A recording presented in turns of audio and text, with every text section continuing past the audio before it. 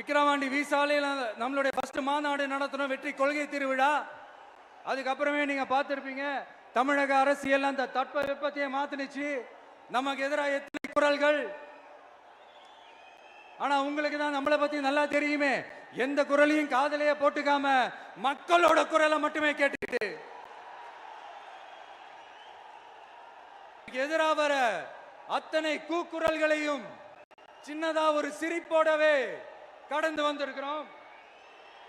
அது இல்லாம நம்ம மாநாட்டில் ஒலிக்கிற இந்த குரல் இந்த ஒற்றை தமிழ் மகனோட குரல் மட்டுமல்ல, ஒட்டுமொத்த தமிழ்நாட்டு மக்களுடைய குரல்.